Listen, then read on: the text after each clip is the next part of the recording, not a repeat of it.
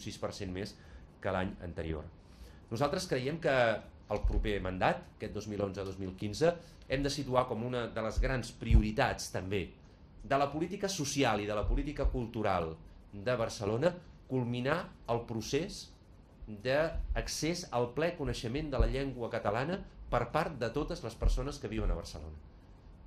Aquest creiem que és un objectiu central. 2011-2015 ens hem de conjurar com a ciutat a que es produeixi aquest accés ple al coneixement de la llengua catalana i per tant també a l'impuls de l'ús social de la llengua catalana en tots els àmbits de la vida quotidiana de la ciutat per part de totes les persones que vivim a la ciutat. I això vol dir seguir enfortint el Consorci de Normalització Lingüística, que per tant no hi hagi cap mena de risc de retallada en el paper fonamental que està fent el Consorci.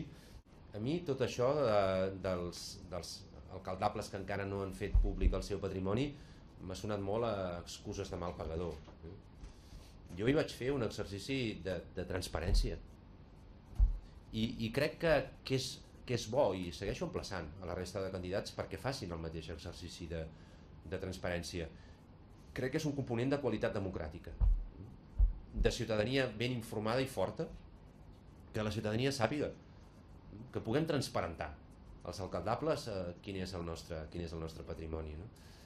Jo crec en una democràcia participativa, és a dir, amb molta implicació de la ciutadania, però crec que hi ha un prerequisit perquè la democràcia participativa funcioni, i és que la ciutadania estigui molt ben informada. I crec que un element per superar l'opacitat i transitar cap a la transparència, un element emblemàtic, és que els caps de llista fem públic el nostre patrimoni.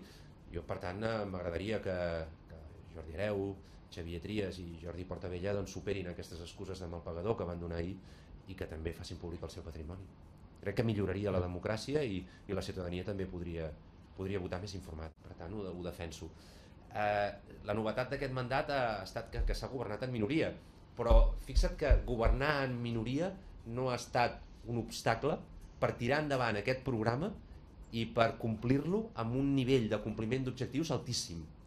Una altra cosa és que governar en minoria implica més dificultats des del punt de vista de la negociació política, del diàleg, de la necessitat de conformar majories per poder tirar endavant tot allò que requereix l'aprovació en el ple de la ciutat. Jo també crec que han funcionat de manera positiva els acords amb Esquerra Republicana, que han permès aprovar el mateix programa d'actuació municipal i tots els pressupostos del mandat. Per tant, jo faig una valoració positiva del desplegament del programa en minoria.